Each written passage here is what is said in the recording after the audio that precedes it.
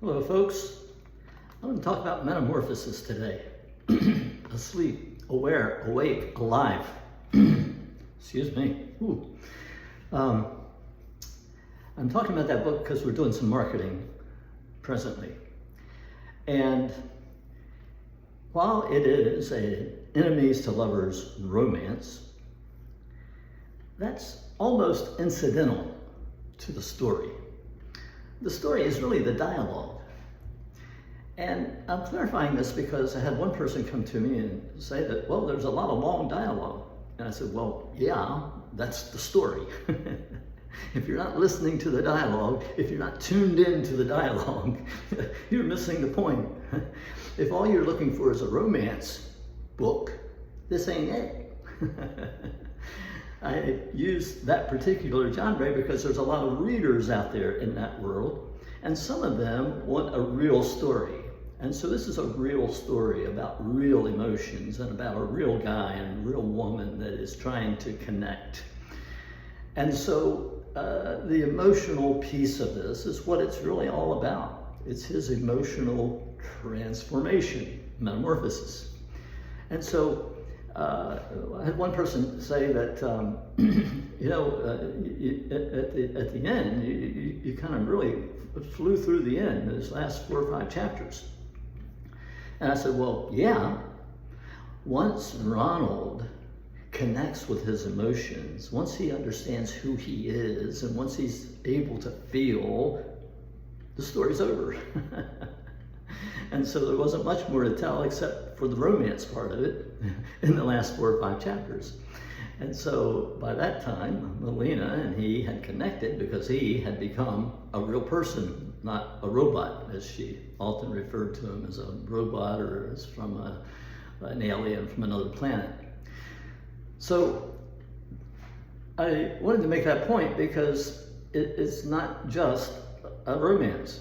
It's a book that if you really want to begin to think about who you are and about how you're emotionally dealing with life, then it's helpful. It stirs some things up. I just had a young lady review it recently, and she said how it touched her and how it caused her to begin to think about her emotional intelligence. And she gave it to her sister as a result of that. And so that's really what I would hope would happen, because the experience that I had that led to this whole thing and caused me to write it was kind of an emotional despondency that was irreparable, except that I finally figured it all out by virtue of the atlasproject.org that I went to. And so that kind of opened it up for me, and God worked within the function of all that in order to bring me to life. So asleep, aware, awake, alive, emotionally. And so if someone wants just a surface level fun romance, it is a fun romance, but that's not the essence of the story. That's not really. Let me share this one piece with you, for instance. And it has to do with how sometimes we, and especially guys, I think, have things in our head because we're living in our head so much rather than our heart. Now, it took me a long time to understand that, a long time to learn that. When I first heard it, I said, what are you talking about?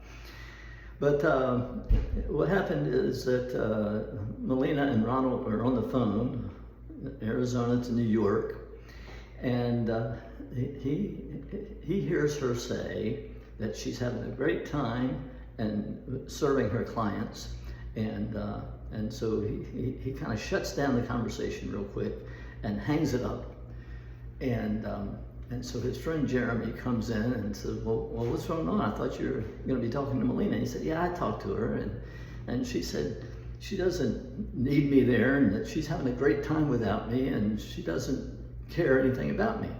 And Jeremy said, she said that? And Ronald said, well, not exactly like that, no.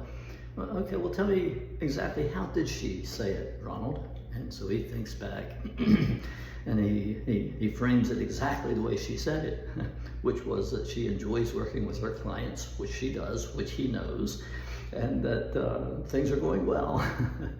And he heard it entirely different. And so in his head, it was real.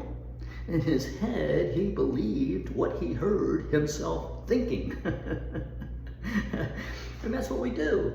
We sometimes translate one thing into an entirely other thing. Or at least I have done that. Did that a lot. And so that's kind of the opposite of being in touch with where we are emotionally. And you see what happened to him is he got upset. He let his emotions control him. When he was thinking one thing in his head, it led to an emotional response, and he responded to that, and he hangs up the phone and he runs away. That's the way he dealt with it often. So he would just run away from his emotions. And so what he's learning and what he has learned, and it takes him 46 chapters to totally get it, is that we're a whole being. We are not just one thing or the other. We can't just operate out of our head, but we have emotional piece of us. We have the intellectual part of us. We have the physical.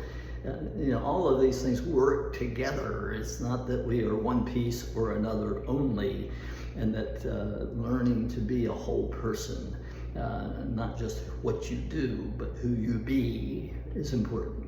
He learns that, he grasps that, and don't want to tell you the whole story, but I'm just telling you that it's an exciting story because of the dialogue, because of what you hear him thinking in his head, because of what you hear Melina and him discuss back and forth as she guides him to emotional intelligence. And so that's really what it's all about. I hope you'll read it. I've got a place here on the site that you can go for it, or you can just go to authortedhood.com.